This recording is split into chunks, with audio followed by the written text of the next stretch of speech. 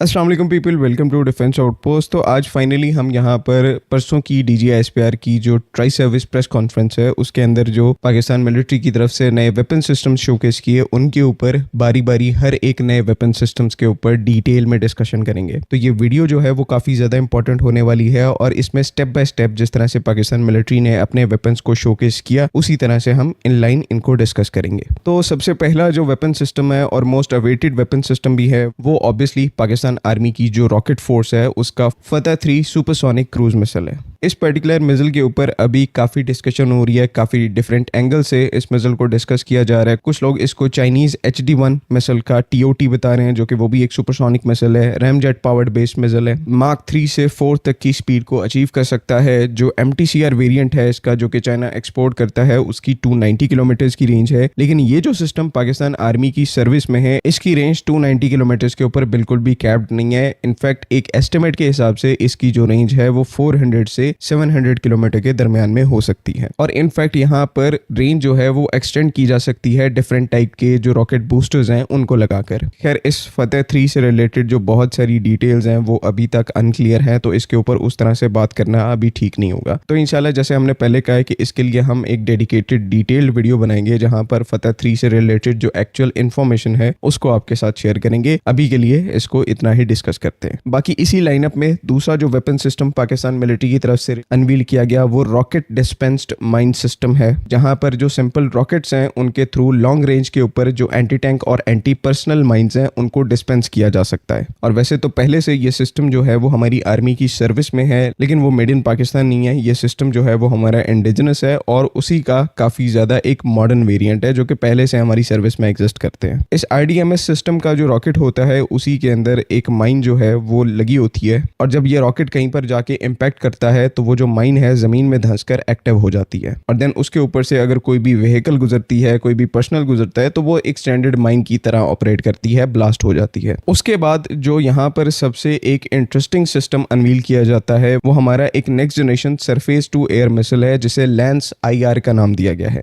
ये बेसिकली एक शोरेड सिस्टम है, यानी कि short range air defence system है जो कि IR गाइडेड मिसाइल्स को यूज करता है, इंफ्रारेड गाइडेड। और डिफरेंस यहाँ पर ये है कि जो man portable air defence systems हैं उनके कंपैरिजन में रेंज आपको ज्यादा मिल जाती है। नॉर्मल जो man portable air defence system है उनमें आपको 5 से 6 किलोमीटर की रेंज मिलती है, लेकिन ये जो लैंस IR सिस्टम है ये थोड़ा सा बड़ा और एक सोफिस्टिकेटेड सिस्टम है, तो इसके अंदर आपको जो रेंज है वो तकरीबन 10 से 15 किलोमीटर की मिल जाती है, जो कि इस डोमेन में यानी कि शोरेड की डोमेन में एक काफी इंप्रेसिव रेंज है। इसके लॉन्चर की एक झलक हमने यहाँ पर देखी जिसमें जो गाइडेंस मैकेनिज्म है वो काफी ज्यादा सोफिस्टिकेटेड नजर आ रहा है और प्रॉपर यहाँ पर लॉन्ग रेंज की जो इलेक्ट्रो ऑप्टिकल साइटिंग सिस्टम्स हैं उनको दिया गया है ताकि एक कंसिडरेबल रेंज के ऊपर टारगेट को ट्रैक और लॉक किया जा सके। तो ये हम पहले से जो अंजा सीरीज के man portable air defence systems use करते हैं उनकी ही आगे एक कंटिन्यूएशन है। डिफरेंस यहाँ पर यह है कि रेंज ज्यादा है, उसके बाद जो गाइडेंस सिस्टम है वो काफी ज्यादा कॉम्प्लेक्स और सोफिस्टिकेटेड है और सबसे अच्छी बात कि ये एक हमारा इंडिजिनस वेपन सिस्टम है। तो फाइनली पाकिस्तान जो है वो अपने आप को एयर डिफेंस की डोमेन में लेकर आ रहा है और ऐसा नहीं है कि लैंस IR सिस्टम हमने डेवलप किया है तो अभी हम एयर डिफेंस डोमेन में यहीं पर खड़े हैं। हमारे और भी सिस्टम्स हैं, गिट्स लोमैड जो कि 100+ किलोमीटर का एयर डिफेंस सिस्टम है, उसके बाद गिट्स शोरेड, ऐसे सिस्टम्स भी हैं जो कि इनसे भी ज्यादा सोफिस्टिकेटेड है और उनको भी लोकली पाकिस्तान में डेवलप किया जा रहा है। तो एयर डिफेंस डोमेन में इंडिजिनाइजेशन ये एक बहुत ही ज्यादा इंपॉर्टेंट स्टेप है हमारे लिए। चौथा हमारा जो वेपन सिस्टम है वो 5th जनरेशन का बख्तर शिकन एंटी टैंक गाइडेड मिसाइल है जो कि हमारा जो एग्जिस्टिंग बख्तर शिकन ATGM है उसके ऊपर ही एक सिग्निफिकेंट अपग्रेड है। पुराने बख्तर शिकन में क्या होता था, जो मिसाइल है वो वायर गाइडेड होता था, यानी कि जब भी बख्तर शिकन ATGM का राउंड फायर किया जाता था तो वो अपने साथ पीछे एक वायर को कैरी करता था जो कि देन लॉन्चर से कनेक्टेड होती थी और उसी के थ्रू गाइडेंस प्रोवाइड की जाती थी। इशू यहाँ पर यह है कि वायर गाइडेड ATGMs में काफी ज्यादा प्रॉब्लम आने लग पड़ी है बिकॉज यहाँ पर मिसाइल के साथ एक फिजिकल वायर अटैच्ड है तो उसके ऊपर और बहुत सारे एनवायरमेंटल फैक्टर्स जो है वो इफेक्ट कर सकते हैं। फॉर एग्जाम्पल एक वायर गाइडेड ATGM जो कि बख्तर शिकन भी है, ओल्डर वेरिएंट इसके, इनको पानी के ऊपर इस्तेमाल नहीं किया जा सकता सकता। यानी कि अगर लॉन्चर और टारगेट के दरमियान कोई पानी की नदी बह रही है या फिर छोटी सी भी कोई वाटर बॉडी है तो ये मिसाइल अपने टारगेट को हिट नहीं कर पाएगा, बिकॉज ये अपने साथ पीछे एक वायर कैरी करता है और जैसे ही वो वायर पानी के कांटेक्ट में आएगी उसका जो गाइडेंस मैकेनिज्म है वो डिस्टर्ब हो जाएगा। इन्हीं एनवायरमेंटल फैक्टर्स की वजह से आजकल की जो मॉडर्न आर्मीज हैं वो वायर गाइडेड एटीजीएम्स को अपनी सर्विस से बिल्कुल हटा चुकी हैं। ये इसी तरह से है जिस तरह से आपकी रोजमर्रा जिंदगी में एक वायर्ड माउस और एक वायरलेस माउस के दरमियान क्या फर्क है। वायर्ड माउस क्योंकि वायर के साथ कंप्यूटर के साथ अटैच्ड होता है तो वहां पर लिमिटेशन होती है। वायरलेस माउस जो होता है उसके साथ आपको एक कंफर्ट होता है, आप कहीं पर भी उस माउस को लेके जा सकते हैं, कंसिडरेबल रेंज में वो काम करेगा। इसी तरह से ये जो 5th जनरेशन का बख्तर शिकन एटीजीएम का वेरिएंट है इसमें भी यही काम किया गया, यानी कि अब मिसाइल को गाइडेंस के लिए किसी भी वायर मैकेनिज्म की जरूरत नहीं है। जो ये 5th जनरेशन के बख्तर शिकन हैं इनके जो मिसाइल्स हैं उनके अंदर एक इमेजिंग इंफ्रारेड सीकर है और ये essentially fire and forget missile है, जो कि पहले बख्तर शिकन में आपको ये कैपेबिलिटी भी नहीं देखने को मिलती थी। यानी कि पुराने वेरिएंट्स में जब तक मिसाइल टारगेट से हिट नहीं करता था आपको उसको गाइड करवाना पड़ता था। जो 5th जनरेशन बख्तर शिकन का वेरिएंट है इसमें आप एक दफा टारगेट को लॉक करके अपने आप को पीछे ला सकते हैं, मिसाइल अपने आप को अपने सीकर के थ्रू खुद ही गाइड करेगा।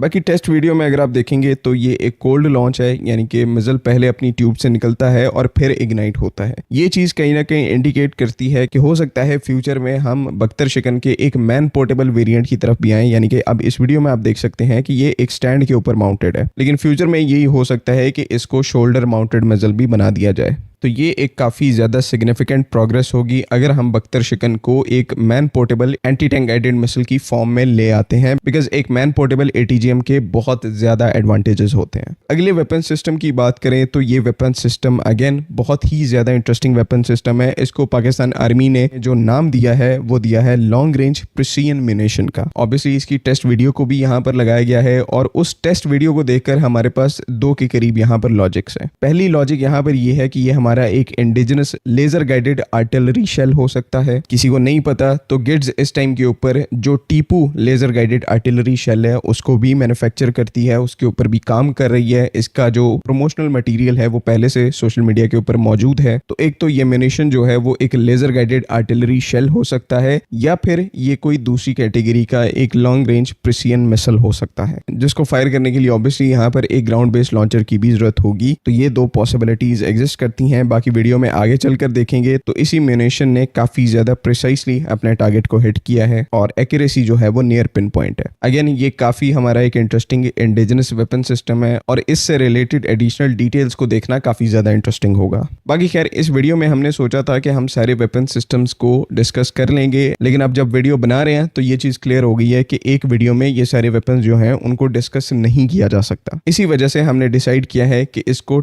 2 पार्ट्स के अंदर डिवाइड किया जाएगा। पार्ट 2 जो है जिसमें हम बाकी वेपन सिस्टम्स के ऊपर बात करेंगे, जिसमें हमारे कुछ और इंपॉर्टेंट एयर डिफेंस सिस्टम्स हैं, तो वो जो वीडियो है कल इसी टाइम के ऊपर हम उसको रिलीज करेंगे। बाकी आई होप कि जितने भी वेपन सिस्टम्स इस वीडियो में हमने डिस्कस किए हैं उनकी आपको समझ में आ गई है, उनकी जो लॉजिक है वो क्लियर हो गई है। फतह 3 वेपन सिस्टम की जहां तक बात है तो अगेन मैं यहाँ पर आपको बताऊंगा कि जब तक हमारे पास उससे रिलेटेड सॉलिड इंफॉर्मेशन नहीं आ जाती इस टॉपिक के ऊपर बात करना यहाँ पर सही नहीं होगा, बिकॉज डिटेल्स में जाए बगैर मुझे जो कुछ इस टाइम के ऊपर नजर आ रहा है अभी इस वेपन सिस्टम के अंदर और बहुत कुछ चेंज होगा। तो इसी वजह से सॉलिड इंफॉर्मेशन के आने तक का वेट करना काफी ज्यादा इंपॉर्टेंट है। बाकी रेस्ट एश्योर्ड इस इंफॉर्मेशन को गैदर करने की हम अपनी तरफ से पूरी कोशिश करें। जिस तरह से कोई सॉलिड अपडेट्स हमारे पास डेवलप होती हैं तो उसी तरह से हम आपको इंशाल्लाह जरूर इन्फॉर्म करेंगे। अगली वीडियो तक के लिए अल्लाह हाफिज।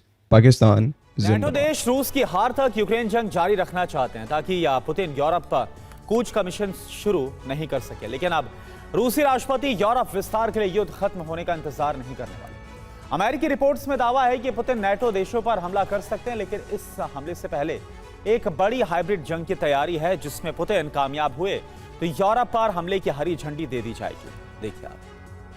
रूस के राष्ट्रपति व्लादिमीर पुतिन बहुत जल्द नेटो पर एक सीमित हमले करने की योजना बना रहे हैं। इसका मकसद पूरे यूरोप से सीधे जंग लड़ना नहीं होगा, बल्कि नेटो की एकजुटता और उसके जवाब देने की क्षमता का परीक्षण करना होगा। रोमानिया में ड्रोन के टुकड़ों को यूक्रेन भेजा ताकि पुष्टि की जा सके कि इन ड्रोन्स का यूक्रेन से कोई संबंध नहीं है। यूक्रेन ने अपना ड्रोन होने से इनकार कर दिया है। ऐसे में माना जा रहा है कि ये ड्रोन रूस से ही आए थे। नेटो देशों में हर दिन हाइब्रिड हमले हो रहे हैं, खासकर ईस्टर्न फ्लैंक पर स्थित देशों पर खतरा ज्यादा है। रूस हमारी क्षमताओं को परख रहा है और देख रहा है हम कैसे प्रतिक्रिया देते हैं ताकि वो अपनी रणनीति को और बेहतर बना सके। रशिया यूक्रेन वॉर में क्या चल रहा है, यह वॉर कब खत्म होगा, यह वॉर खत्म होगा भी कि नहीं, हम आज इन सारी बातों का आकलन करेंगे। 4 साल पहले, अब तो 5 साल हो जाएंगे, 4.5 साल हो गए हैं ये वॉर को शुरू हुए और ये वॉर खत्म होने का नाम नहीं ले रहा। इतनी तबाही मचाई है रशिया और यूक्रेन दोनों ने मिलकर, कहने को नहीं। क्या कहानी है, मैप के जरिए किस तरीके से ये युद्ध अभी और भी चल सकता है, चलिए जानते हैं। और इंडियन फैक्ट्री में लक्ष्मी मित्तल की फैक्ट्री को अटैक किया है। आशा करता हूं आप सब बहुत अच्छे होंगे। मेरा नाम है सिद्धांत अग्निहोत्री, स्टडी ग्लोस पे आपका बहुत बहुत स्वागत है। इससे पहले दोस्तों हम आगे बढ़े, एक दिन हमने और सेल को एक्सटेंड कर दिया है, तो आज भी आपके पास मौका है, 12 बजे तक सेल है। कोई भी कोर्सेज आप लेंगे, आज़ादी कूपन कोड यूज करेंगे तो सारे कोर्सेज पर 40% ऑफ है। चलिए, तो अभी ये हालात है, आप देख सकते हैं, ठीक है। पहले आप प्रेजेंट सुन लीजिए, प्रेजेंट स्टेटस मतलब अभी क्या हुआ है। हुआ ये है कि पहले क्या हुआ ना कि यूक्रेन ने अभी हमला किया भयंकर रशिया के अंदर टेरिटरी के अंदर घुस के लगभग 822 ड्रोन्स मार दिए और बताया गया कि शायद मिसाइल से भी हमला हुआ। तो यूक्रेन ने इतने हमले किए और देखिए ड्रोन वॉरफेयर में यूक्रेन बहुत आगे बढ़ गया। अब कहते हैं ना कि युद्ध आपको, क्राइसिस आपको बहुत सारी अपॉर्चुनिटी देता है। जब इंसान के ऊपर मुसीबत पड़ती है ना तो वो नई नई चीजें ढूंढता है। तो यूक्रेन हथियार बनाने में माहिर हो गया है, ड्रोन्स बना रहा है। इनफैक्ट अमेरिका को उसने बोला जब ईरान से युद्ध था कि हम आपका ड्रोन बना के दे दें, हमारे पास बहुत, अमेरिका में चल चल अपना देखो पहले, और अमेरिका पिट के आ गया। अगर यूक्रेन की बात मान ली होती तो शायद काम हो जाता। तो ड्रोन वॉरफेयर में यूक्रेन बहुत इवॉल्व हो गया है। अब उसके बाद रशिया ने बोला कि अच्छा रुको अभी बताता हूं। कल यानी कि 16 अगस्त के दिन आर्सेलॉल मित्तल रीह ये जगह है और ये इतना स्ट्रैटेजिक है यूक्रेन के लिए क्योंकि यहां से इनका स्टील और आयरन आता है। स्टील की बहुत बड़ी फैक्ट्री है और लक्ष्मी मित्तल की फैक्ट्री है। लक्ष्मी मित्तल कंट्रोल, जाहिर सी बात है वहां के लोग काम करते हैं, वहां पे हमला हो गया। तो जब वहां पे हमला हुआ, लक्ष्मी मित्तल बिलियनियर है, आपको पता है भारत में बहुत ही कम बिलियनियर है। तो जब वहां पे हमला हुआ, लार्जेस्ट इंटीग्रेटेड स्टील फैसिलिटी है, आयरन से ही तो युद्ध चलता है ना। जितना लोखंड आएगा, लोहा आएगा, उतना ही युद्ध चलेगा। जितना स्टील आएगा, steel, iron and carbon, steel मतलब समझ लीजिए कि दुनिया खत्म हो जाएगी बट स्टील के बर्तन खत्म नहीं होते, आयरन और कार्बन होता है। तो इसीलिए ये बहुत इंपॉर्टेंट है। रशिया इंफ्रास्ट्रक्चर, सिविलियन इंफ्रास्ट्रक्चर आज से नहीं बहुत लंबे समय से अटैक कर रहा है। तो रशिया ने इस फैक्ट्री पर हमला किया जिसमें 2 लोगों की मौत हो गई, 14 लोग घायल हो गए और तुरंत इस फैसिलिटी को बंद किया गया। ये दहशत फैलाने के लिए कि देख लो भैया हम तुम्हारे स्ट्रैटेजिक जगह पे अब फिर से मारना शुरू करेंगे, तुम्हारी फैक्ट्रीज पे हमला शुरू करेंगे। और बताया जा रहा है कि शायद ये मिसाइल मारी है, बैलिस्टिक मिसाइल रशिया ने, स्कंदर M।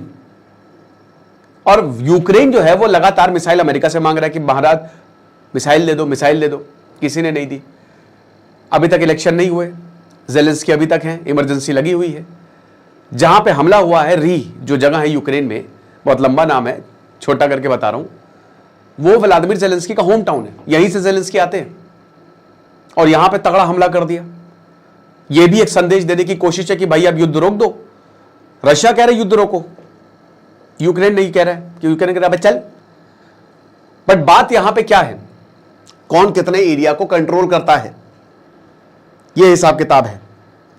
तो अब जो है भयानक डैमेज हुआ है, भयानक। यूक्रेन की एक बहुत बेहतरीन बात बताता हूं, अगले 2 महीनों में, शायद दिसंबर आते आते यूक्रेन बैलिस्टिक मिसाइल बना लेगा। यूक्रेन ने अपना मिसाइल प्रोडक्शन शुरू कर दिया है और अब ये रशिया के नाको चने चबवा देगा। देख लीजिएगा, भयानक तरीके से ये मिसाइल डेवलपमेंट कर रहे हैं। इनके पास टैलेंट है।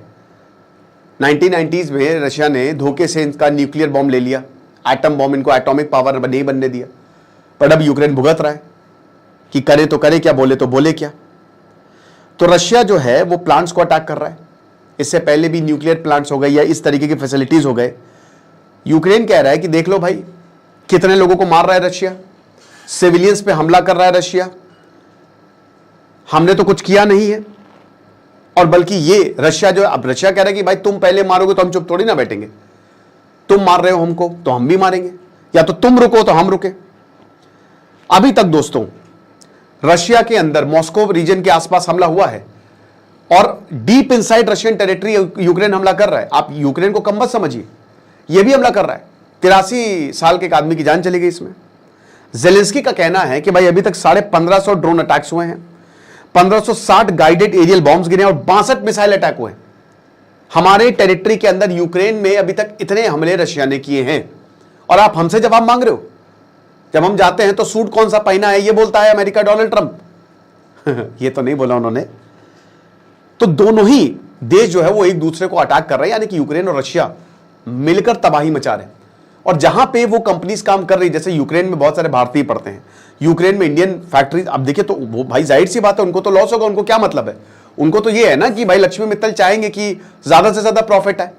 तो ज्यादा से ज्यादा प्रॉफिट कहां से आएगा जब फैक्ट्री नहीं बचेगी?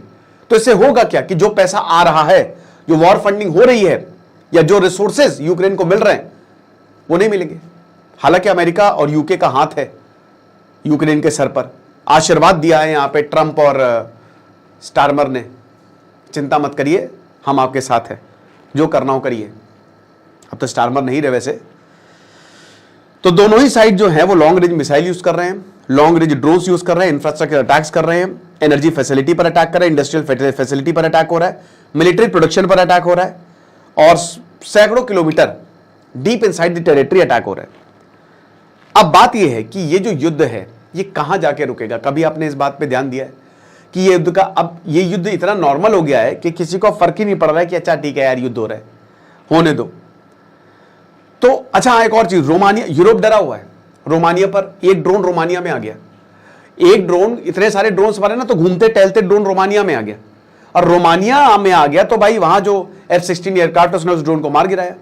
और रोमानिया एक नेटो मेंबर है, उस पर हमला होगा तो आपको पता है आर्टिकल 5 इन्वोक हो जाएगा, सबके साथ मिलकर जो है वो रशिया पर हमला करेंगे, न्यूक्लियर कॉन्फ्लिक्ट बन सकता है।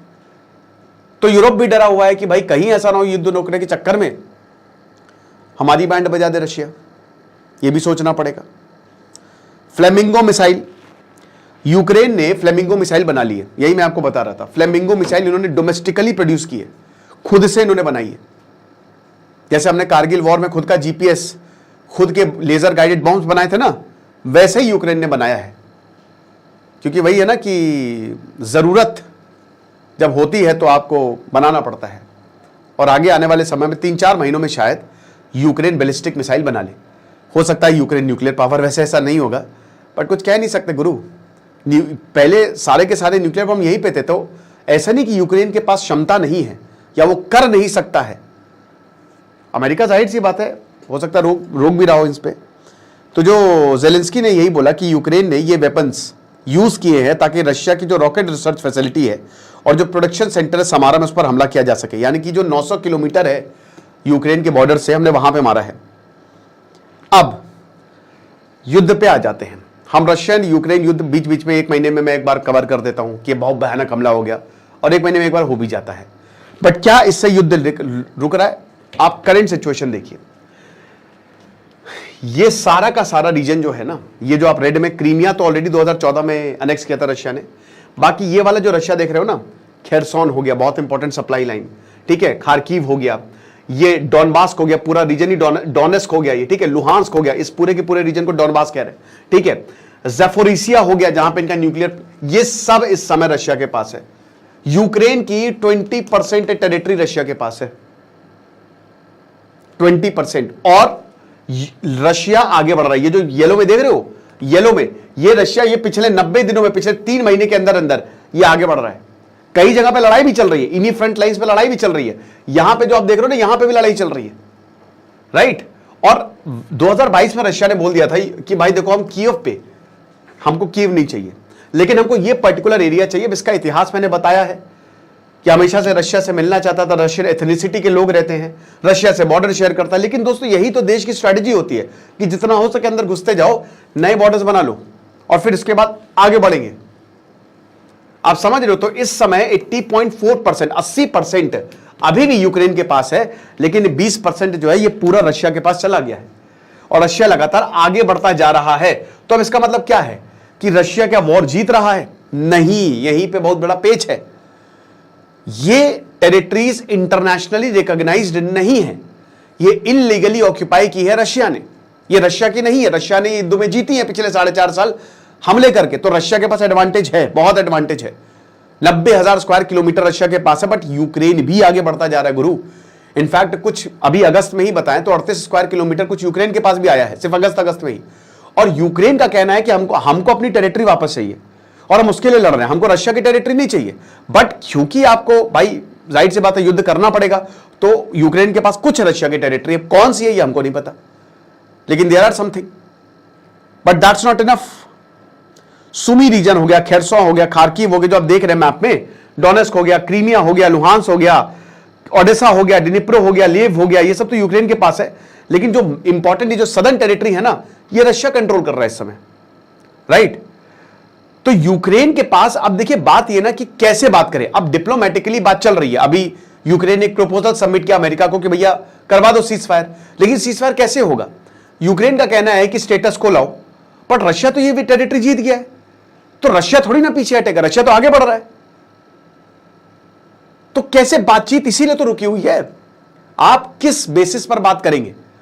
कोई देश जो इतनी बड़ी टेरिटरी जीत गया है, चलो भारत हम क्या करते हैं, हमने तो टेरिटरी वापस दे दी, हमारे हमेशा यही रहता है। बट यहां रशिया ऐसा नहीं करेगा ना, वो ऐसा देश ही नहीं है, वो तो वैसे भी सोवियत बनाना चाह रहा है, सारे देशों को साथ में रहना चाह रहा है। यूक्रेन एक अलग तरीके की वॉर लड़ रहा है, उसको पता चल गया कि भाई ऐसे तो काम होगा नहीं, तो इसीलिए अब रशिया के अंदर अटैक कर रहा है। अब रशिया के अंदर इसलिए अटैक कर रहा है, एक बार इनके पास बैलिस्टिक मिसाइल आ गई तो रशिया की बैंड बजेगी, भयंकर, लोग मरेंगे। Ukraine will go all out. Smartly खेल रहा है यूक्रेन। यूक्रेन कह रहा है कि हम युद्ध रोक देंगे, लेकिन युद्ध रोकना रशिया के हाथ में है। वो हमारी टेरिटरी हमको वापस दे दे, हम युद्ध रोक देंगे, हमको कोई दिक्कत नहीं है, और अगर नहीं तो फिर हम मारेंगे बम। तो जब ये बम मारेंगे, जब ये बैलिस्टिक मिसाइल से हमला करेंगे, जब यूक्रेन के पास वो आ जाएगी, तो पुतिन कहां पे छुपेंगे? क्योंकि ये जितने भी डिक्टेटर्स होते हैं इनको डर लगता है एक बहुत ही स्ट्रांग डेमोक्रेसी से, कि लोग इनके खिलाफ ना हो जाए। तभी चाहे अलेक्सी नावाल्नी हो, चाहे कोई भी हो, आप देखते होंगे कि किसी को जहर दे दिया, किसी को मार दिया, इनको डर लगता है कि लोग अगर जाग गए तो हमारी सत्ता चली जाएगी, जो डर से हमने अभी तक चीजें बनाई है। रशिया भी सेम चीज कर रहा है, रशिया भी मार रहा है, ऐसा नहीं, मैं बता रहा हूं कि अगर अपर हैंड रशिया का है, रशिया के पास यूक्रेन की टेरिटरी है ना, तो जिसके पास टेरिटरी भाई उसका, जिसके पास घर, जिसने घर पे कब्जा कर लिया, तुम लड़ते रहो केस, कुछ नहीं होने वाला, वो थोड़ी ना छोड़ेगा। बट दोनों हार नहीं रहे। तो अब सबसे बड़ी बात, कब युद्ध रुकेगा? कब युद्ध रुकेगा? मैं आपको बताऊं, युद्ध कभी नहीं रुकेगा, नेवर एवर। भूल जाइए कि अब युद्ध रुकने वाला है, यही कॉन्फ्लिक्ट होती रहेगी, ये न्यू नॉर्मल हो गया है। ये इलीगल टेरिटरी वाला जो मसला है ना, ये हो गया। जिस तरीके से पीओके वाला हिसाब किताब अभी भी चल रहा है, रशिया के फोर्सेस अभी भी है, छुटपुट हमले होते रहेंगे 2-3 महीने में, कुछ मार दिया, बट बहुत मुश्किल है। अमेरिका एक वाइल्ड फैक्टर हो सकता है, अमेरिका वाइल्ड कार्ड एंट्री है, अमेरिका कह दे कि भाई कोई बात नहीं, चलो पुतिन जो है वो मान गए हैं, आपको टेरिटरी दे देंगे, बट बहुत मुश्किल है, सीज फायर नहीं होने वाला। और ये 2026-27 में, तो 27 में हो सकता है कुछ भगवान करिश्मा कर दे, लेकिन भगवान के भरोसे तो युद्ध चलते नहीं, इंसान के भरोसे जरूर चलते हैं। तो रशिया यही कह रहा है कि हमको और टेरिटरी चाहिए, और यूक्रेन कह रहा है कि हमारी टेरिटरी से बाहर निकलो, और अमेरिका कोशिश कर रहा है कि ये वॉर रुक जाए। तो इसीलिए ये जो वॉर है ना, मोस्ट प्लॉजिबल ये ऐसे ही चलता रहेगा, और ये न्यू नॉर्मल, ये नई बाउंड्री हो गई है जो कि इलीगली ऑक्यूपाई हुई है। अब केस लड़े जाएंगे, यूनाइटेड नेशन में बात उठाई जाएगी, जो कि उठाई रही, यूक्रेन जगह जगह से मदद मांगी जाएगी, बट रशिया पीछे हटने वाला नहीं है। So this is the new front, और ऐसे ही होता रहेगा। हाँ, यह बात अलग है कि अगर यूक्रेन बैलिस्टिक मिसाइल बना ले और बहुत तबाही मचा दे, तब अलग बात है। बाकी आपको क्या लगता है, आप मुझे कमेंट बॉक्स में जरूर बताइएगा। खुश रहिए, पढ़ते रहिए। जैसे सिद्धांत अग्निहोत्री साइनिंग ऑफ। सेल है, ऐप को डाउनलोड करें। Thank you so much. America ने ईरान के साथ वॉर शुरू कर दी है, और ईरान के सुप्रीम लीडर खमेनी इस स्ट्राइक में मारे गए हैं, और बदले में ईरान ने पूरे के पूरे मिडिल ईस्ट पर अटैक शुरू कर दिए। तो दुबई,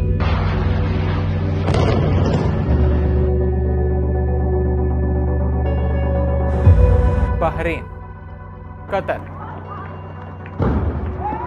टेल अवीव।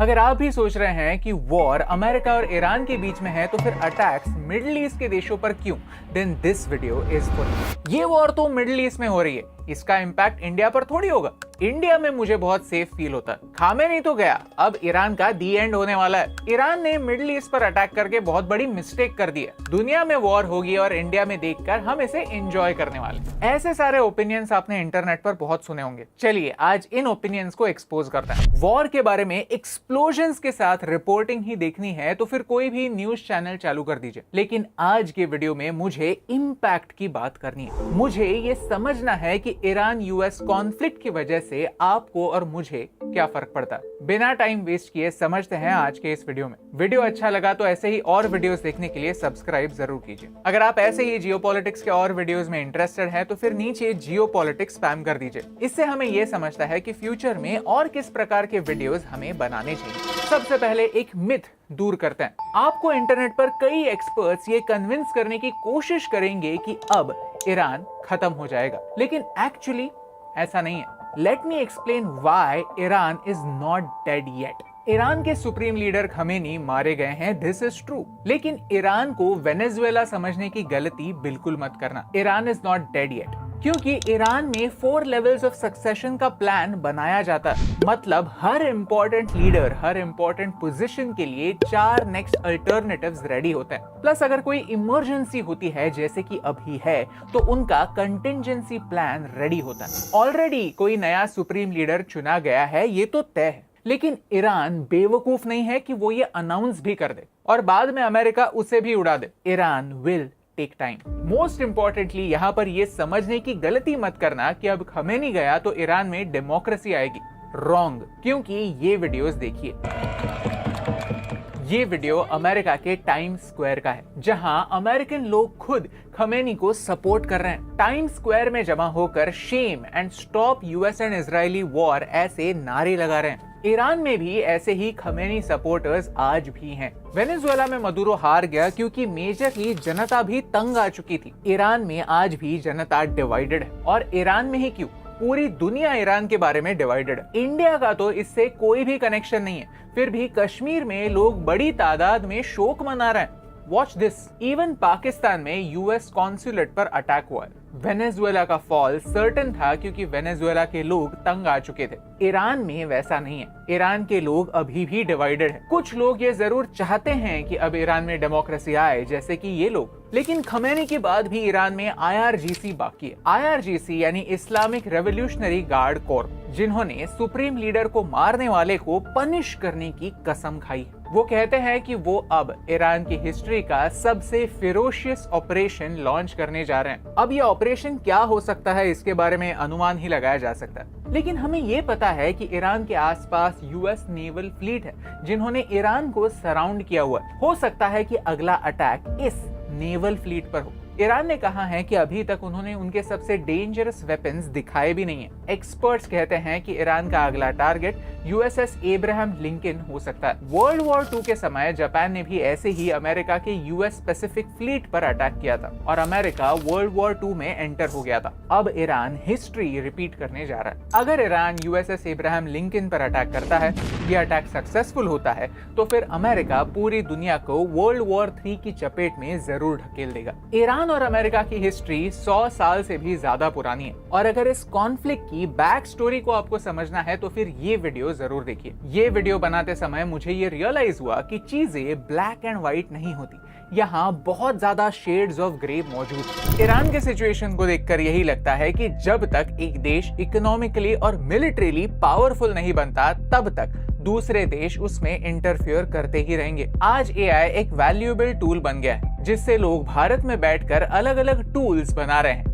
डॉलर्स में पैसे कमा रहे हैं। कई बिजनेसेस एआई को यूज करके अपने बिजनेस प्रॉब्लम सॉल्व कर रहे हैं। वर्किंग प्रोफेशनल्स एआई यूज करके करियर में ग्रोथ ला रहे हैं। बिजनेसेस एक्चुअली एआई में ट्रेंड लोगों को ढूंढ रहे हैं, और आप ये स्किल सीख सकते हैं by joining a 2-day live AI training happening this Saturday and Sunday from 10 AM to 7 PM।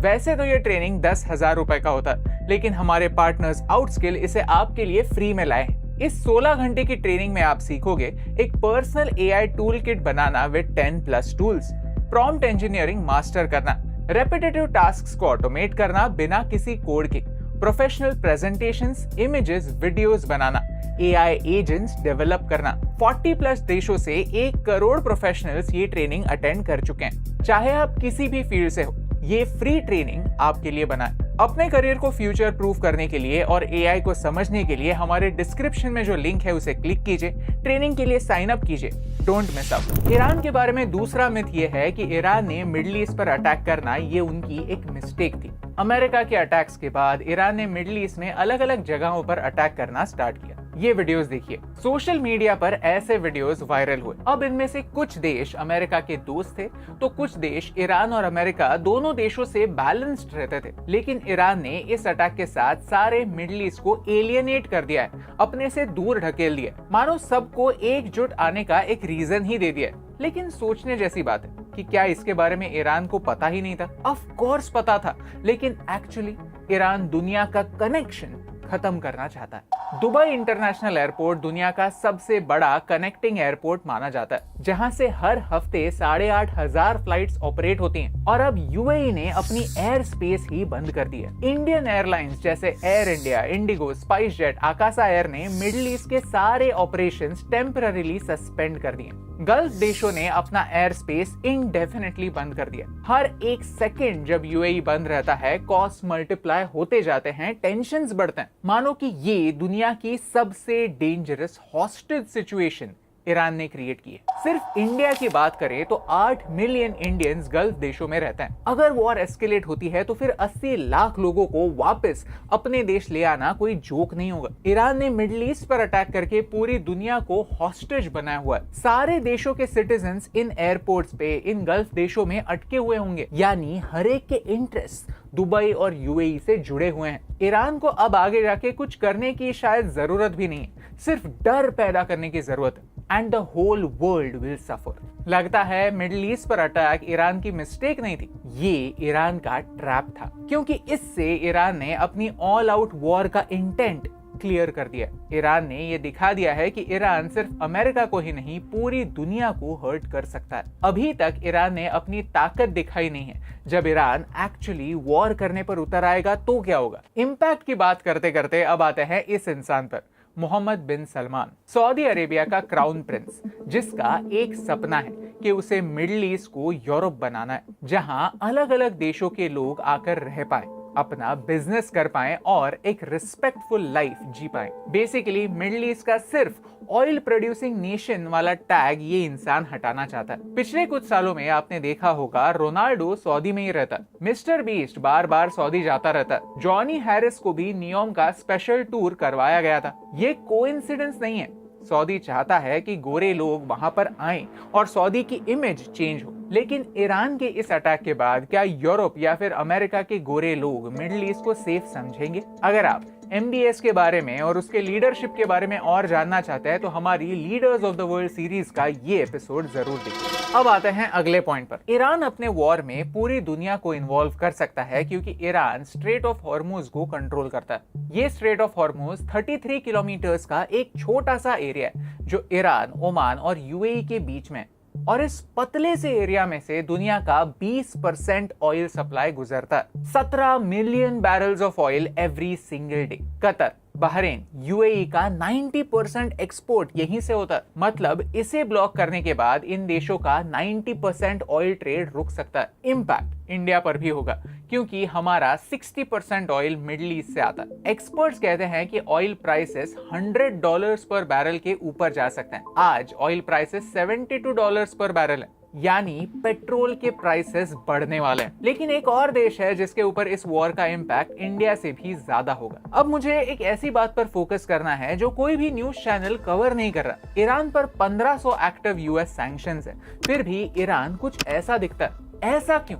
The reason is China. Iran और चाइना के बीच एक 25 साल का स्ट्रेटेजिक पार्टनरशिप साइन हुआ था called China Iran strategic agreement. Iran का 80% oil China खरीदता है और इसकी पेमेंट डॉलर्स में नहीं युआन में होती है। यानी इस डील में दोनों का फायदा है, ईरान का भी और चाइना का भी। इस सिस्टम को जरा आप समझिए। चाइना ईरान से ऑयल खरीदता है और ईरान को युआन देता है। इस युआन से ईरान अपनी जरूरत की सारी चीजें चाइना से ही खरीदता है। यानी दोनों एक दूसरे की जरूरतें पूरी करते हैं, दोनों एक दूसरे के परफेक्ट पार्टनर्स हैं। ईरान पर सैंक्शंस होने के बावजूद ईरान सरवाइव कर रहा था क्योंकि उनके पास चाइना नाम का एलाय था। और अगर आप 2026 के इवेंट्स को देखें तो फिर एक पैटर्न समझ आ जाता है। ये वॉर सिर्फ यूएस और ईरान के बीच में नहीं है, ये अटैक सीधे चाइना के जियोपॉलिटिकल एलाइज पर है। पहले वेनेजुएला पर अटैक हुआ और चाइना का ऑयल सप्लाई काट दिया गया, और अब ईरान पर। चाइना दुनिया का लार्जेस्ट ऑयल इंपोर्टर है, यानी अगर चाइना के पास किसी चीज की कमी है तो फिर वो है ऑयल। अब चाइना और रशिया के बीच में तो जय वीरू का नाता है, उनकी दोस्ती को तोड़ना इम्पॉसिबल है। लेकिन बाकी ऑयल पार्टनर्स को काटा जा रहा है चाइना को आइसोलेट करने के लिए। अगर तेल की बात हो ही रही है तो फिर इम्पैक्ट हर उस देश पर होगा जो तेल इंपोर्ट करता है। इस वीडियो में हमने 5 इम्पैक्ट्स की बात की। ऑयल प्राइसेस बढ़ने वाले हैं, इंडियन डायस्पोरा एट रिस्क होगा, ग्लोबल सप्लाई चेन डिसरप्ट होने वाली है, चाइना को आइसोलेट किया जा रहा है, MBS का मिडिल ईस्ट को यूरोप बनाने का सपना डिले हो रहा है। इंटरनेट पर जब खबर आई कि इजराइल ने ईरान पर स्ट्राइक्स किए हैं तो एक फेमिलियर वीडियो मैसेज ब्रॉडकास्ट हुआ। Medical students in Iran requesting help from the Indian government to evacuate them. Indian embassy ने 14 जनवरी को सारे इंडियंस को चेतावनी दी कि आप ईरान से जल्दी निकल जाओ, वहाँ एक सिक्योरिटी रिस्क है। क्या हमारे स्टूडेंट्स निकले? नहीं, तब तो उन्हें सेफ लगा। 23 फरवरी को भी एक एडवाइजरी दी गई कि प्लीज आप निकल जाइए, ईरान में हालात सेफ नहीं है। Now remember this February warning was after all the protest had happened in Iran in January already. क्या हमारे महाज्ञानी स्टूडेंट्स निकले?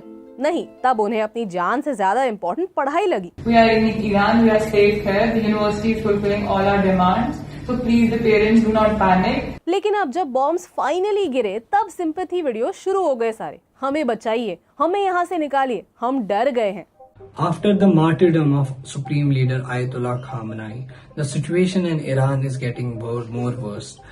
Indian medical students are very tensed as they are hearing the sound of explosions near their hostels, and also the hostel authority in some universities like IUMS and Shahid Bhishti, they are telling the students to leave as soon as possible. Now we are requesting the Ministry of External Affairs to evacuate the Indian citizens from Iran as soon as possible. Hi everyone, I'm an Indian student and currently I'm in Tehran. The situation here feels really worst and uncertain. We really don't know what's gonna happen next. We're really grateful that the Government of India and the Ministry of External Affairs are in discussion for our safety. But in the times like these, speed matters a lot. I'm not even able to say these things because the airstrikes are happening and it's getting really worse for us. We just request for the quicker and clear evacuation as soon as possible. Please do not wait for the situation to get worse. Just help us. Just get us out of here as soon as possible. लेकिन मेरे कुछ सवाल है। जब Indian embassy बार बार warning दे रही थी, जब पूरी दुनिया ये स्पेकुलेट कर रही थी कि इजराइल या यूएस ईरान पर अटैक करेगा, वेनेजुएला के बाद अब अगली बारी ईरान की है, तब ये स्टूडेंट्स क्यों नहीं निकले? अब वो सरकार से मांग कर रहे हैं कि वो वॉर लाइक सिचुएशन में इजराइल, ईरान, यूएसए सबसे नेगोशिएट करे, कुछ समय के लिए बॉम्बिंग रुकवा दे, इन स्टूडेंट्स को सेफ्टी तक पहुंचाए और फिर इवैक्यूएट करे, एंड मोस्ट इम्पोर्टेंटली फ्री में उन्हें इंडिया तक लाए, अपने घर तक पहुंचाए। Boss, is this a joke? कुछ समय पहले जब स्टूडेंट्स को ईरान से ही इवैक्यूएट किया था तब वो कंप्लेन कर रहे थे फैसिलिटीज प्रॉपर नहीं थे, गवर्नमेंट ने 3rd क्लास बस भेजी है हमें पिकअप करने के लिए, and this just feels very ungrateful कि आप सही समय पर नहीं निकले और आप किसी और को ब्लेम कर रहे हो। That makes you sound so entitled. आप वहां से सेफ निकल कर आ गए, इसमें ही आपको खुशी माननी चाहिए, आपको ग्रैटिट्यूड होना चाहिए। कोई भी देश अपने सिटीजन्स को ऐसे वॉर टोन कंट्री से फ्री में इवैक्यूएट नहीं करता। यूनाइटेड स्टेट्स अपने सिटीजन्स को बोल देता है कि जब भी आपको मौका मिले कमर्शियल फ्लाइट पर बैठिए, अपने पैसे खर्च कीजिए और निकलिए, क्योंकि अगर आप नहीं निकले तो हम आपको बचाने वाले हैं नहीं। तो they know that they have to get out of there, क्योंकि the American government is not coming and rescuing them. हर एक देश ऐसे इवैक्यूएशंस के लिए पैसे चार्ज करता है, क्योंकि उन्हें रन करने के लिए, ये सारी फैसिलिटीज प्रोवाइड करने के लिए पैसे लगते हैं। इतने वार्निंग्स के बाद भी ना निकलने के सिर्फ 2 ही रीजन हो सकते हैं। एक, कि आप इतने बेवकूफ हैं कि आपको वॉर की सीरियसनेस नहीं समझती। 2, कि आप इतने स्मार्ट हैं कि आपको पता है कि आपको खुद के पैसे खर्च करने की बिल्कुल जरूरत नहीं, गवर्नमेंट आपको फ्री में इवैक्यूएट कर देगी। इतना सब होने के बाद भी अगर स्टूडेंट्स ग्रेटफुल होते तो बात अलग होती। मैं इस एटीट्यूड को जरूर क्वेश्चन करूंगी, क्योंकि इन सारी चीजों के लिए पैसे लगते हैं, मेरे टैक्स के पैसे लगते हैं, और मैं एक टैक्स पेयर हूँ, इस देश की असली माइनॉरिटी। दूसरी बात यह है कि इंटरनेट पर एक बहुत ही अजीब ट्रेंड मैंने नोटिस किया कि लोग ये सारे मिसाइल अटैक्स के बाद कह रहे थे कि दुबई कितना अनसेफ है, यूएई कितना अनसेफ है, और देखिए इंडिया कितना सेफ है, और एक सुपीरियोरिटी कॉम्प्लेक्स यहाँ पे बीच में आ रहा था, which I find very funny. UAE Bharat का एक इम्पोर्टेंट ट्रेडिंग पार्टनर है, मिडिल ईस्ट में एक दोस्त है, एंड ऐसे सिचुएशन में ये काफी इनसेंसिटिव दिखता है जब यूएई के लोग, उनके लीडर्स इंडिया से आने वाले ये हेटफुल ट्वीट्स देखते हैं तो अननेसेसरली इंडिया का नाम खराब होता है। Such jokes don't help India, they are only hurting India. सोचिए अगर भारत में किसी टेरर अटैक के बाद यूएई का कोई सिटीजन ऐसे कहता कि भारत कितना अनसेफ है, यूएई कितना सेफ है, तो आपको कैसे लगता? And the last topic I want to talk about is the new age of warfare. Operation Sindoor के समय हमने देखा कि पाकिस्तान ने भारत में हजारों की तादाद में ड्रोन्स भेजे थे to try and attack Indian cities. अभी भी ईरान, यूएई, बहरीन, कतर अलग अलग जगहों पर ड्रोन्स और मिसाइल्स भेज रहा है। नया वॉरफेयर ड्रोन्स का ही वॉरफेयर होने वाला है, क्योंकि 99% ड्रोन्स इंटरसेप्ट करने के बाद भी जो 1% जाकर टारगेट को हिट करते हैं उसका नुकसान बहुत बड़ा होता है। पिछले साल हमारे शहरों को भारत के home grown air defence system ने सुरक्षित रखा था। And the thing is, war आपको फोन करके बताकर, प्री वार्निंग देकर नहीं आता, वॉर रैंडमली आपके दरवाजे आता है। तब आप उठकर नहीं देख सकते कि मेरे पास ये सारी चीजें इन्वेंट्री में नहीं है। भारत दुनिया का लार्जेस्ट आर्म्स इंपोर्टर है, एंड ये शर्म की बात है। जो भी एयर डिफेंस सिस्टम्स हमें बनाने हैं, हमें इंटरनली होम ग्रोन सिस्टम्स बनाने होंगे, रिसर्च एंड डेवलपमेंट पर पैसा खर्च करना होगा।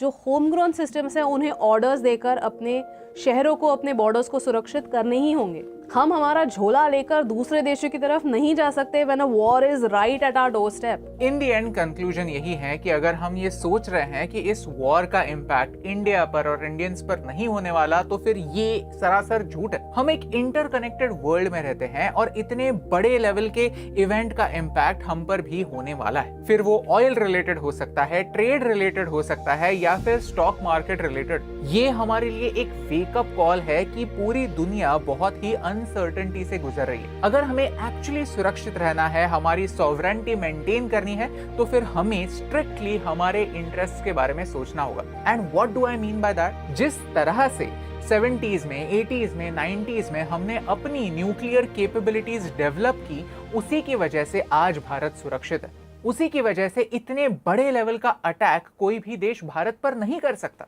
We literally owe it to all those scientists, all those leaders that India is safe today। उसका क्रेडिट आज के लीडर्स नहीं ले सकते, यही सच है। उस समय के साइंटिस्ट ने प्रेजेंट की नहीं, फ्यूचर की सोची, इसीलिए आज भारत सुरक्षित है। आज जो भी इंसान ये कहता है कि भारत में उन्हें सेफ महसूस होता है, उन्हें उन लीडर्स को, उन साइंटिस्ट को थैंक करने की जरूरत है जिन्होंने हमारा न्यूक्लियर प्रोग्राम डेवलप किया। सिमिलरली आज हमें ऐसे साइंटिस्ट की, ऐसे कंपनीज की जरूरत है जो ड्रोन के अगेंस्ट हमें डिफेंड कर पाएं, जो साइबर अटैक्स के अगेंस्ट हमें डिफेंड कर पाएं, जो ऐसे ही न्यू एज वॉरफेयर को समझ के भारत के फ्यूचर को प्रोटेक्ट कर पाएं। अगर आप भी मुझसे एग्री करते हैं तो प्लीज इस वीडियो को शेयर कीजिए। And don't forget to check out Outskill, the link is in our description. Future में हर करियर में एआई का बहुत ज्यादा इस्तेमाल होने वाला है और आप पीछे नहीं छूट सकते। रिमेंबर दैट, क्योंकि as we always say, in geopolitics there are no permanent friends, only temporary interests, and India should only care about our own interests। और यही इंपॉर्टेंट बात, आप तक पहुंचाने से मुझे फर्क पड़ता है।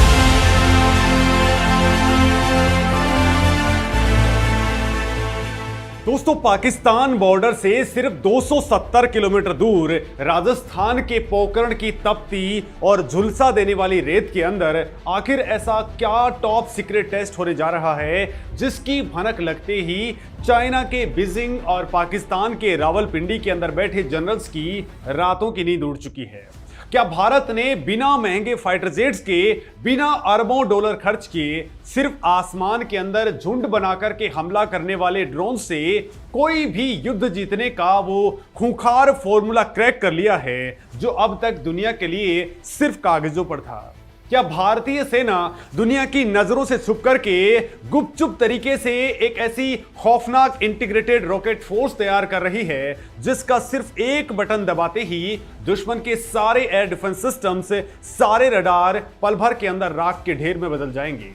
आखिर डीआरडीओ के उस टॉप सीक्रेट DRAM प्रोजेक्ट की असली इनसाइड स्टोरी क्या है जिससे पूरी दुनिया से छिपा करके रखा जा रहा है? नमस्कार दोस्तों, मेरा नाम है मुकेश और आज की इस वीडियो के अंदर हम आपको रक्षा क्षेत्र के उन तमाम रहस्यों से रूबरू कराएंगे जो आपको हैरान करने के लिए काफी हैं। दोस्तों, शुरुआत करते हैं राजस्थान के उस पोकरण फायरिंग रेंज से जहां की मिट्टी के अंदर भारत के परमाणु शौर्य की महक आज भी मौजूद है। दोस्तों, भारतीय वायुसेना अगले महीने इसी पोकरण फायरिंग रेंज के अंदर एक बेहद खास और खौफनाक प्रोग्राम का आयोजन करने जा रही है। इस प्रोग्राम के अंदर स्वदेशी मानव रहित सिस्टम यानी अनमैन्ड सिस्टम्स का एक ऐसा शक्ति प्रदर्शन होगा जिसे देख करके दुनिया दंग रह जाएगी। सितंबर के तीसरे हफ्ते के अंदर होने वाले इस महाप्रदर्शन को देखने के लिए वायुसेना के शीर्ष और वरिष्ठ अधिकारी पोकरण की तपती रेत के बीच में पहुंचेंगे। दोस्तों, ध्यान देने वाली बात यह है कि जहां पर यह कार्यक्रम होने जा रहा है वो रणनीतिक क्षेत्र पाकिस्तान के बॉर्डर से महज 270 किलोमीटर ही दूर है। रक्षा कूटनीति के अंदर 270 किलोमीटर की दूरी कुछ भी नहीं होती है। यह सीधा सीधा इस्लामाबाद के लिए एक कड़ा संदेश है। दोस्तों, इस मेगा इवेंट के अंदर मुख्य रूप से वन वे अटैक ड्रोन्स, लंबी दूरी तक मार करने वाले लॉइटरिंग म्यूनिशन और भारी वजन उठाने वाले कार्गो यूएवीज शामिल हैं। दोस्तों, इस खास प्रोग्राम के अंदर वायुसेना के अधिकारियों को देश के अंदर डेवलप किए गए उन प्रोडक्ट्स को दिखाया जाएगा जिन पर पिछले कई सालों से बेहद गुप्त तरीके से काम चल रहा था। दोस्तों, इनके अंदर लंबी दूरी के घातक सिस्टम्स और स्टॉर्म ड्रोन पर स्पेशल फोकस किया जाएगा। इस आयोजन के अंदर मानव रहित सिस्टम पर काम करने वाली कई स्वदेशी रक्षा कंपनियां और एग्रेसिव स्टार्टअप्स हिस्सा लेने वाले हैं। इंडस्ट्री से जुड़े सूत्रों और मामले की जानकारी रखने वाले लोगों के मुताबिक रक्षा कंपनियां कई तरह के वन वे अटैक ड्रोन्स का प्रदर्शन करेंगी। दोस्तों, यही वो टेक्नोलॉजी है जिसका इस्तेमाल ईरान और यूक्रेन युद्ध के अंदर बड़े पैमाने पर और बेहद घातक अंदाज में हुआ है।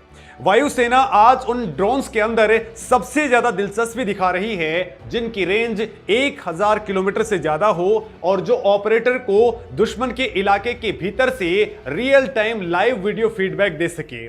दोस्तों, सोचिए 1000 किलोमीटर अंदर दुश्मन के बेस के अंदर हमारा ड्रोन घुसेगा, वहां की पल पल की तस्वीरें हमें कंट्रोल रूम के अंदर भेज देगा और फिर सटीक निशाना लगा करके उस बेस को तबाह कर देगा। दोस्तों, इसके अलावा 300 किलोमीटर से ज्यादा रेंज वाले स्वॉर्म ड्रोन सिस्टम का भी प्रदर्शन होगा। दोस्तों, स्वॉर्म ड्रोन का मतलब है ड्रोन्स का एक ऐसा झुंड जो आर्टिफिशियल इंटेलिजेंस के जरिए आपस में बात करेगा। अगर दुश्मन का रडार एक ड्रोन को मार गिराता है तो बाकी के ड्रोन्स तुरंत अपनी फॉर्मेशन बदल लेते हैं और टारगेट के ऊपर एक साथ अलग अलग डायरेक्शन से टूट पड़ते हैं। इसके साथ साथ दोस्तों, सर्विलांस और खुफिया जानकारी जुटाने के अंदर इस्तेमाल होने वाले एक्सपेंडेबल ड्रोन्स यानी कि एक बार इस्तेमाल होकर के नष्ट हो जाने वाले ड्रोन्स का भी प्रदर्शन किए जाने की पूरी संभावना है। लेकिन दोस्तों, मॉडर्न वॉरफेयर जोन इतना आसान नहीं होता। वहां जेमर और स्पूफिंग वेपन्स का भी बड़े पैमाने पर इस्तेमाल होता है। दुश्मन आपके ड्रोन्स के जीपीएस को भटका सकता है। इसी खतरे को देखते हुए वायुसेना ऐसे ड्रोन्स भी तलाश रही है जो इलेक्ट्रॉनिक वॉरफेयर इमिटर को ट्रैक करके उन्हें हमेशा के लिए खत्म कर सके। यानी दोस्तों, जो दुश्मन हमारे ड्रोन्स को जाम करने की कोशिश करेगा, हमारा ड्रोन उसी जैमर की रेडियो तरंगों को पकड़ करके सीधे उसी पर मौत बनकर के गिरेगा। दोस्तों, अटैक ड्रोन्स के अलावा इंडस्ट्री लॉजिस्टिक्स ड्रोन का भी प्रदर्शन कर सकती है।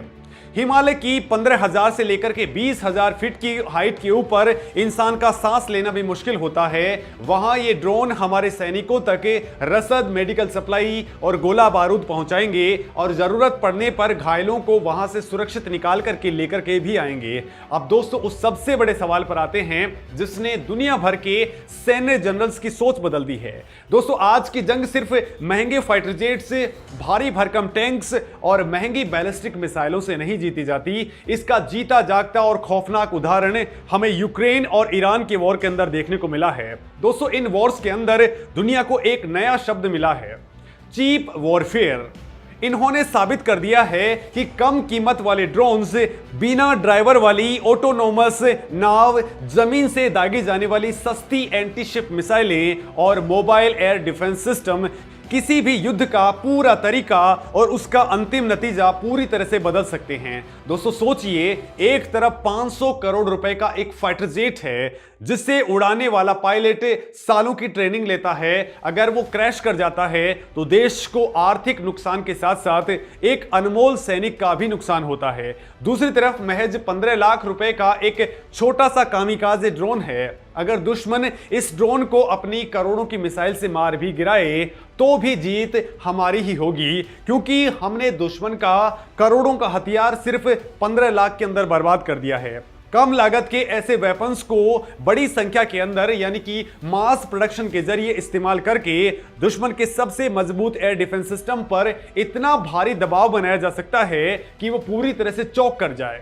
दोस्तों, सस्ते हथियार, बड़ा रणनीतिक असर वाली यही स्ट्रेटजी अब युद्ध को किस विनाशकारी मोड़ पर ले जा सकती है, इसकी हम और आप सिर्फ कल्पना कर सकते हैं। दोस्तों, इसी बदलते हुए युद्ध परिदृश्य के बीच में भारत के दिग्गज रक्षा विशेषज्ञों ने एक बहुत अहम बात कही है। दोस्तों, चीन और पाकिस्तान जैसे बेहद घटिया और शत्रु देशों के बीच में मौजूद भारत को अब महंगे विदेशी हथियारों पर अपनी डिपेंडेंसी कम करनी होगी। हमें देश के अंदर बनने वाली सस्ती मिसाइलों, स्वॉर्म ड्रोन्स और दूसरे बिना चालक वाले हथियारों के ऊपर अपना पूरा फोकस करना होगा। इस मामले के अंदर ताइवान ने यूक्रेन और ईरान के युद्ध से एकदम सटीक सबक ले लिया है। ताइवान जानता है कि चाइना की विशालकाय सेना का मुकाबला वो आमने सामने की जंग में नहीं कर सकता है, लिहाजा ताइवान असममित युद्ध रणनीति यानी कि एसिमेट्रिक वॉरफेयर अपना रहा है। दोस्तों, इसका सीधा सा मतलब यह है कि महंगी और बड़ी सैन्य ताकत का सीधा मुकाबला करने के बजाय कम कीमत वाले वेपन्स की इतनी बड़ी तादाद तैयार कर लो कि दुश्मन हमला करने से पहले भी 100 बार सोचे। दोस्तों, आपकी जानकारी के लिए बता दूं कि ताइवान का टारगेट 2030 तक हर महीने 1 लाख ड्रोन बनाने का है। हर महीने 1 लाख ड्रोन्स, ये आंकड़ा अपने आप में बेहद डरावना है। भारत ने भी दोस्तों बिना वक्त गंवाए इसी डायरेक्शन के अंदर अपने कदम आगे बढ़ा दिए हैं। डिफेंस मिनिस्टर राजनाथ सिंह ने मार्च 2026 के अंदर क्लियर कर दिया है कि भारत आने वाले वर्षों के अंदर ड्रोन निर्माण का वैश्विक केंद्र यानी कि ग्लोबल हब बनने जा रहा है। देश के अंदर एक बेहद मजबूत और विशाल ड्रोन उत्पादन व्यवस्था तैयार होगी। इसी कड़ी में दोस्तों हमारे डीआरडीओ ने यानी इसी साल मतलब 2026 के अंदर ही ड्रोन से दागी जाने वाली प्रिसीजन गाइडेड मिसाइलों के विकास परीक्षण सफलतापूर्वक कंप्लीट कर लिए हैं। दोस्तों, भारतीय वायुसेना ने भी देश के अंदर लंबी दूरी के कामिकाजे ड्रोन्स बनाने के लिए भारतीय कंपनियों के साथ में कई बड़े लेवल की परियोजनाएं शुरू कर दी हैं। अब वैश्विक पटल पर सवाल सिर्फ ये नहीं बचा है कि किस देश के पास में दुनिया का सबसे महंगा हथियार है। आज असली सवाल ये बन गया है कि कौन सा देश कम कीमत वाले लेकिन बेहद मारक हथियारों को कितनी तेजी से और कितनी बड़ी तादाद के अंदर फैक्ट्रीज के अंदर बना सकता है। यूक्रेन और ईरान के युद्ध से मिले इस कड़वे सबक के बीच में भारत के लिए पूरी तरह से आत्मनिर्भर और बड़े पैमाने पर ड्रोन मिसाइल उत्पादन स्ट्रेटजी अपनाना अब कोई विकल्प नहीं बल्कि सबसे बड़ी जरूरत बन चुका है। लिहाजा दोस्तों अब वायुसेना से हटकर के समंदर की उन खामोश लहरों की तरफ बढ़ते हैं जहां भारतीय नौसेना अपने युद्धपोतों को मौत के किले के अंदर कन्वर्ट कर रही है। दोस्तों, भारतीय नौसेना अपने युद्धपोतों की मारक क्षमता को कई गुना बढ़ाने के लिए समंदर से लॉन्च किए जा सकने वाले लॉइटरिंग म्यूनिशन यानी कि कामिकाजे ड्रोन्स खरीदने की बंपर तैयारी कर रही है। दोस्तों, रक्षा मंत्रालय ने इसके लिए आधिकारिक तौर पर रिक्वेस्ट फॉर इंफॉर्मेशन यानी कि RFI जारी कर दी है। यह किसी भी बड़े रक्षा सौदे की प्रक्रिया के अंदर पहला और सबसे अहम कदम माना जाता है। रक्षा मंत्रालय द्वारा मंजूर की गई इस प्रस्तावित डील की कुल लागत सुनकर के आपके होश उड़ जाएंगे। दोस्तों, ये डील 15,000 से लेकर के 18,000 करोड़ रुपए के बीच की हो सकती है। 18,000 करोड़ की महाडील। भारत के अंदर इस खरीद की प्रक्रिया पूरी तरह से डिफेंस एक्विजिशन प्रोसीजर के तहत आगे बढ़ेगी और RFI के अंदर आत्मनिर्भर भारत अभियान के तहत घरेलू भारतीय कंपनियों को सबसे ज्यादा प्रायोरिटी दी जाएगी। लेकिन दोस्तों, हमारी नौसेना को आखिर कैसे ड्रोन चाहिए? रिक्वेस्ट फॉर इंफॉर्मेशन के मुताबिक नौसेना को ऐसे खूंखार ड्रोन सिस्टम चाहिए जिन्हें बीच समंदर के अंदर चलती हुई लहरों के बीच में भारतीय नौसेना के युद्धपोतों से फायर किया जा सके।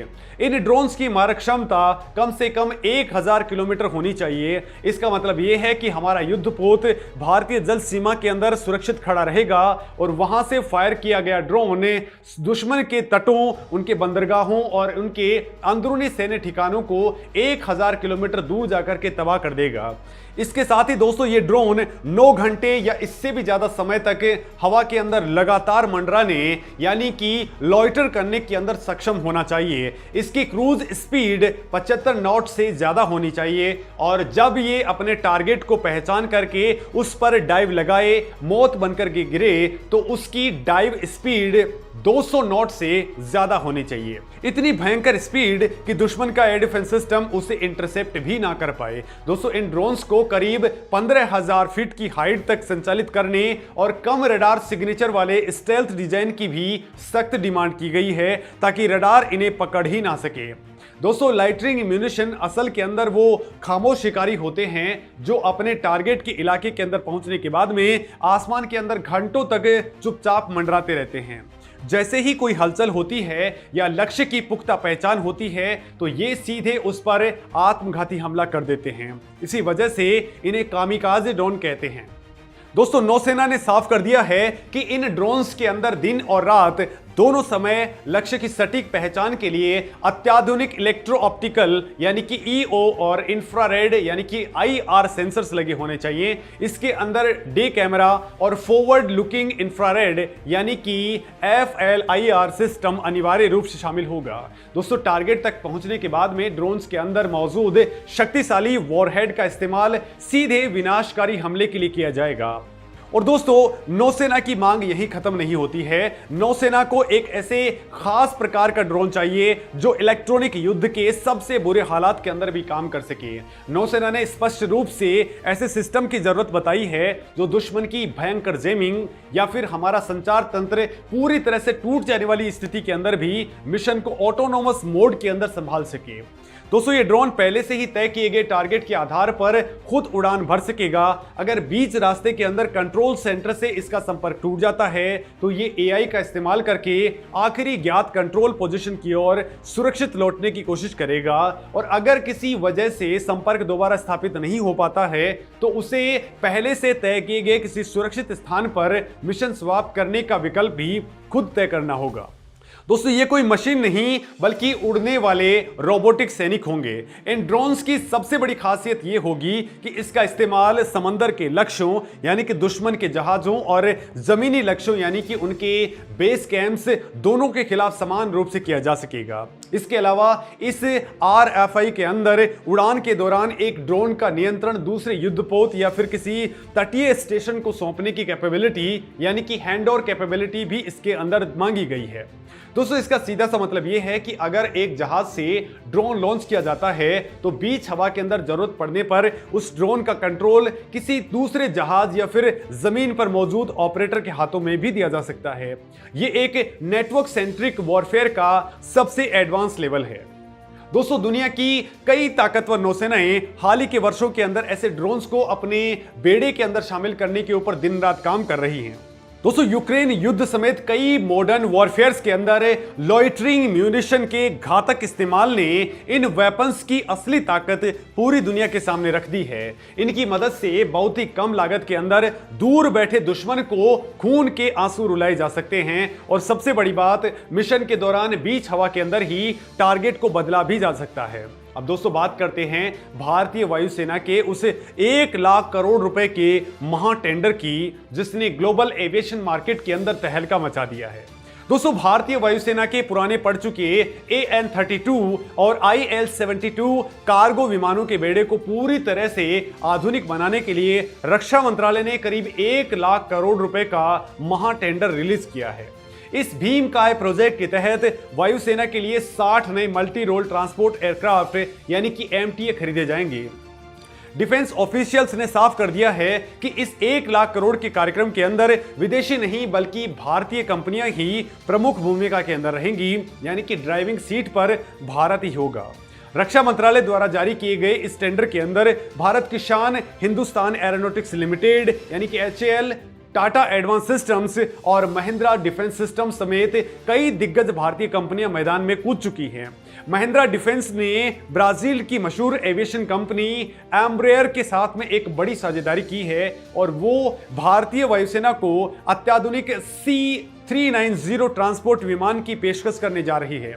दूसरी तरफ टाटा समूह ने अमेरिका की सबसे बड़ी हथियार निर्माता कंपनी लॉकहीड मार्टिन के साथ में हाथ मिलाया है। टाटा और लॉकहीड मार्टिन ने मिलकर के C-130J विमानों का प्रस्ताव दिया है। दोस्तों आपको बता दूं कि C-130J सुपर हरक्यूलस विमान पहले से ही भारतीय वायुसेना के बेड़े के अंदर शामिल है और इन्होंने लद्दाख से लेकर के अरुणाचल तक अपनी जबरदस्त ताकत साबित भी की है। दोस्तों इस ऐतिहासिक प्रोग्राम के तहत कुल 60 विमानों के अंदर करीब 20% विमान फ्लाई अवे कंडीशन के अंदर यानी कि पूरी तरह से बनकर के भारत आएंगे, लेकिन असली गेम चेंजर बात यह है कि बाकी के 80% विमानों का निर्माण पूरी तरह से भारत की सरजमी पर किया जाएगा। दोस्तों भारत के अंदर बनने वाले इन विमानों के अंदर 60% से ज्यादा स्वदेशी सामग्री यानी कि इंडिजिनस कंटेंट होने की उम्मीद है। इन जेट्स का निर्माण भारतीय कंपनियों और मूल विदेशी विमान निर्माता कंपनियों के बीच में जॉइंट वेंचर के जरिए किया जाएगा, जिससे भारत के अंदर टेक्नोलॉजी ट्रांसफर होगा और हजारों नई नौकरियां प्रोड्यूस होंगी। दोस्तों भारतीय वायुसेना के पास में फिलहाल 12 C-130J सुपर हरक्यूलस विमान मौजूद हैं। इसके अलावा दोस्तों वायुसेना यूरोपीय कंपनी एयरबस के साथ में C-295 विमान कार्यक्रम पर भी दिन रात काम कर रही है। इस प्रोजेक्ट के तहत करीब 70 विमान वायुसेना के अंदर शामिल किए जाने हैं, जिसमें से ज्यादातर का निर्माण गुजरात के वडोदरा के अंदर टाटा की फैसिलिटी में भारत के अंदर ही किया जाएगा। दोस्तों वायुसेना का यह आधुनिकीकरण प्रोग्राम सिर्फ ट्रांसपोर्ट विमानों तक सीमित नहीं है। 114 नए राफेल जेट्स या उनके जैसे मल्टी रोल लड़ाकू विमान यानी कि MRFA की खरीद के लिए भी प्रोसेस बहुत तेजी से चल रही है। इसके अलावा पुराने पड़ चुके हॉक जेट ट्रेनर्स को भी बदलने और भारतीय पायलट्स की ट्रेनिंग कैपेबिलिटीज को कई गुना बढ़ाने के लिए 100 से ज्यादा नए ट्रेनर विमानों को वायुसेना के अंदर शामिल करने की विशाल योजना पर भी तेजी से काम चल रहा है। दोस्तों यहां पर यह समझना बेहद जरूरी है कि मल्टी रोल ट्रांसपोर्ट एयरक्राफ्ट यानी कि MTA का इस्तेमाल केवल सैनिकों या फिर भारी सैन्य उपकरणों को एक स्थान से दूसरे स्थान तक तेजी से पहुंचाने में ही नहीं होता है। आधुनिक युद्ध के अंदर इनकी भूमिका बहुत बड़ी है। जरूरत पड़ने पर इन विशालकाय विमानों को हवाई ईंधन भरने वाले टैंकर विमान यानी कि मिड एयर रिफ्यूलर के तौर पर भी इस्तेमाल किया जा सकता है। इससे भारतीय वायुसेना के फाइटर जेट्स को आसमान में ही ईंधन मिल जाएगा और उनकी मारक क्षमता साथ ही ऑपरेशनल रेंज दोगुनी हो जाएगी। चाइना से सटे LAC के ऊपर किसी भी आपात स्थिति के अंदर सैनिकों को रातों रात मोर्चे पर डिप्लॉय करने में ये विमान भारत की लॉजिस्टिक कैपेबिलिटी को एक अभेद्य दीवार के अंदर तब्दील कर देंगे। अब दोस्तों आते हैं उस सबसे बड़े और सबसे खौफनाक साथ ही सबसे साइलेंट प्रोजेक्ट पर जो भारतीय सेना के युद्ध लड़ने के तरीके को हमेशा के लिए बदल देगा। दोस्तों भारत की प्रिसीजन स्ट्राइक यानी कि सटीक हमला करने की क्षमता अब एक नए और खतरनाक युग के अंदर एंटर कर चुकी है। दोस्तों पिछले कुछ समय के अंदर प्रलय क्वासी बैलिस्टिक मिसाइल के सफल विकास और सेना के अंदर शामिल होने से भारत की पारंपरिक निवारक क्षमता काफी मजबूत हुई है। लेकिन दोस्तों रक्षा अनुसंधान एवं विकास संगठन मतलब DRDO अब इससे भी ज्यादा बड़े आक्रामक और व्यापक लक्ष्य के ऊपर काम कर रहा है। DRDO का मकसद अब केवल प्रलय की जगह कोई नई स्टैंड अलोन मिसाइल बनाना नहीं रह गया है, बल्कि भारत का पूरा फोकस अब एक पूरी तरह से इंटीग्रेटेड प्रिसीजन स्ट्राइक इकोसिस्टम बनाने पर शिफ्ट हो गया है। ये इकोसिस्टम कोई साधारण सिस्टम नहीं है, ये एक ऐसा डिजिटल और भौतिक नेटवर्क होगा जो रॉकेट्स, बैलिस्टिक मिसाइलों, क्रूज मिसाइलों, कामिकाजे ड्रोन्स और अंतरिक्ष के अंदर मौजूद हमारे सर्विलांस सैटेलाइट्स को एक ही यूनिफाइड बैटलफील्ड नेटवर्क से जोड़ देगा। दोस्तों ये भारतीय सैन्य सोच के अंदर आए एक बुनियादी और क्रांतिकारी बदलाव को दर्शाता है। आधुनिक युद्ध अब केवल इस बात से नहीं जीते जाते हैं कि किसी वेपन की रेंज कितनी है या उसकी स्पीड कितनी है। इसके बजाय अब जीत इस बात पर निर्भर करती है कि दुश्मन का पता चलने के बाद में कितनी जल्दी उस इंटेलिजेंस डेटा को एक सटीक और विनाशकारी हमले के अंदर तब्दील किया जा सके। दोस्तों भारत के लिए इसका मतलब एक ऐसा इफेक्ट लेयर तैयार करना है जो सामरिक, ऑपरेशनल और रणनीतिक तीनों लेवल के ऊपर दुश्मन को एक साथ तबाह कर सके। दोस्तों इस दिशा के अंदर भारत ने गाइडेड पिनाका रॉकेट सिस्टम के कई सफल टेस्ट किए हैं और इसकी रेंज लगातार बढ़ाई गई है। लेकिन दोस्तों अब DRDO एक बहुत बड़ी छलांग लगाने जा रहा है। DRDO अब पिनाका मार्क 4 के ऊपर तेजी से काम कर रहा है। उम्मीद है कि यह नया सिस्टम लगभग 300 किलोमीटर की दूरी तक दुश्मन के ठिकानों को शमशान के अंदर बदल देगा। ये लंबी दूरी के आर्टिलरी रॉकेट और टैक्टिकल बैलिस्टिक मिसाइलों के बीच की जगह को पूरी तरह से कवर करेगा। पुराने आर्टिलरी रॉकेट जो सिर्फ एक बड़े इलाके के अंदर अंधाधुंध गोलाबारी करते थे, उनके विपरीत नया पिनाका मार्क 4 एक प्रिसीजन हथियार होगा। यह दुश्मन की फ्रंट लाइन के बहुत पीछे मौजूद उनके कमांड मुख्यालयों, लॉजिस्टिक्स हब, रडार साइट्स और एयर डिफेंस सिस्टम को चुन चुन करके नष्ट करेगा।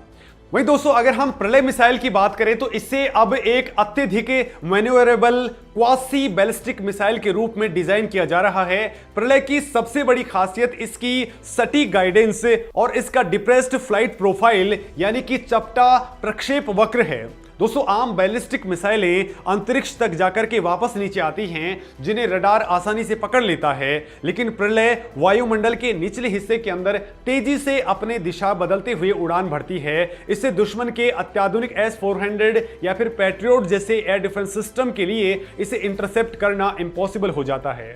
लगभग 500 किलोमीटर की रेंज के साथ में ये भारतीय सेना के तरकश का सबसे घातक तीर है और उन लक्ष्यों के लिए जो 500 किलोमीटर से भी ज्यादा दूर हैं, भारत पूरी आक्रामकता के साथ में long range land attack cruise missile यानी कि LRLACM प्रोग्राम को आगे बढ़ा रहा है।